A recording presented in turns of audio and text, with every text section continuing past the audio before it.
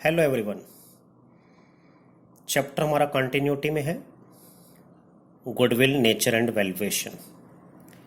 इसमें हमारा टॉपिक चल रहा था last methods of valuation of goodwill, जिसका first method average profit method और उसका first method simple average profit method हम कर चुके हैं। सिंपल एवरेज प्रॉफिट मेथड की कुछ ड्रॉबैक्स हैं, कुछ कमियां हैं। वो क्या ड्रॉबैक्स हैं उसके? First, trend of profitability is not considered since each years profits are given equal weightage. इसमें ट्रेंड ऑफ प्रॉफिटेबिलिटी को कंसिडर नहीं किया जाता और सभी प्रॉफिट्स को इक्वल वेटेज दी जाती है। Second, distinction is not made between a business that has rising profits and one that has falling profits।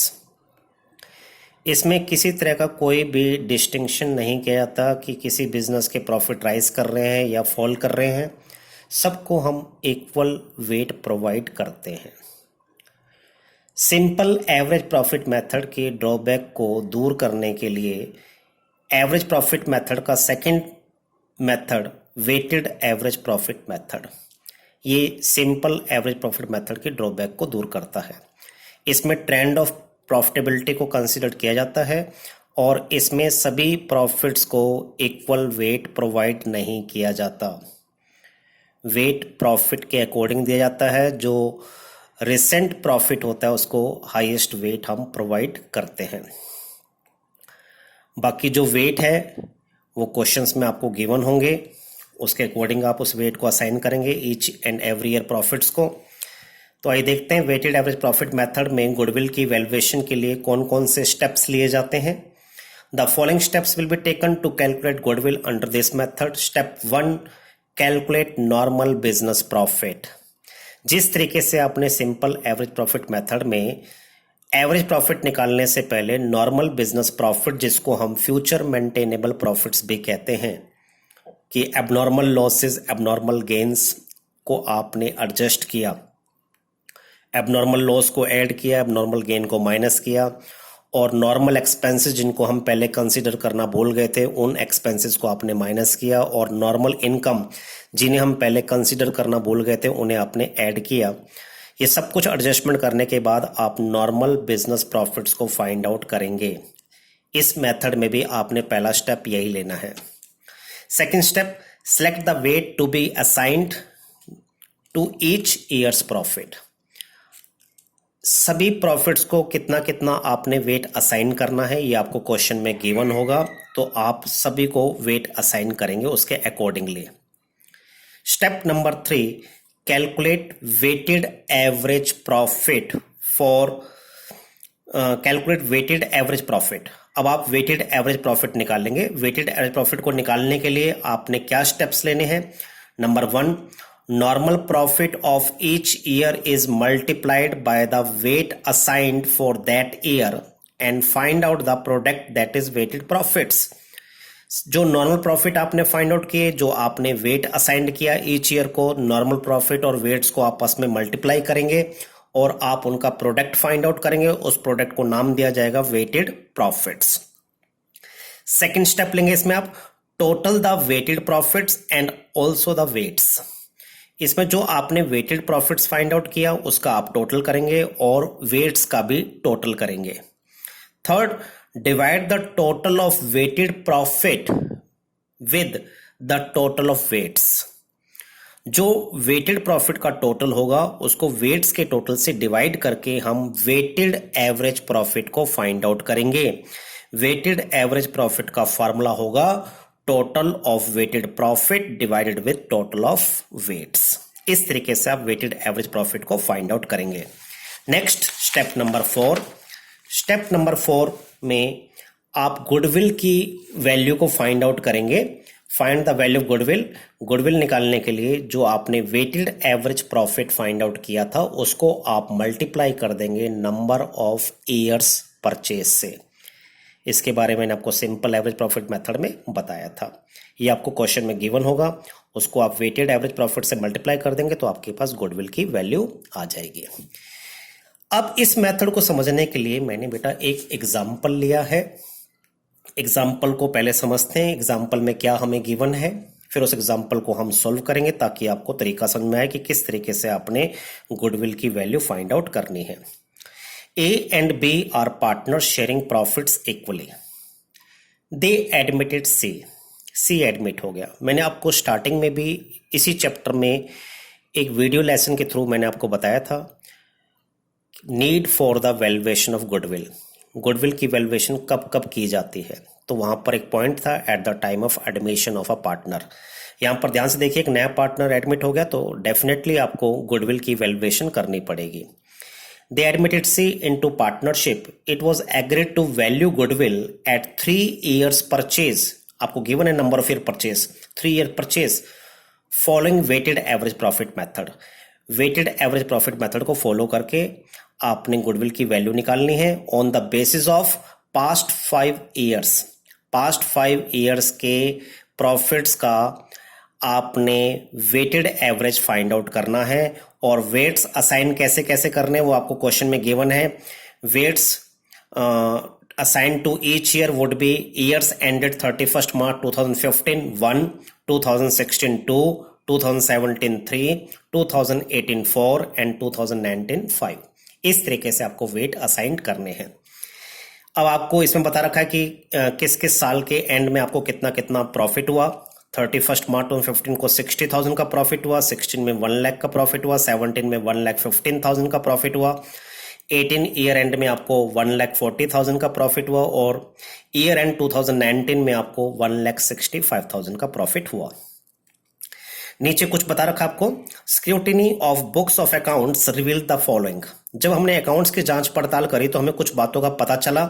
Number 1, there was abnormal loss of ₹35,000 during the year ended 31 March 2015। Abnormal loss हुआ बेटा 31 March 2015, तो ये 2015 के profit में add हो जाएगा। Second, there was an abnormal gain of ₹20,000 during the year ended 31st March 2017. Abnormal gain 2017 year and पे हुआ है। एबनॉर्मल गेन ने हमारे बिजनेस के प्रॉफिट को बढ़ा दिया होगा, ये 2017 के प्रॉफिट में से माइनस हो जाएगा।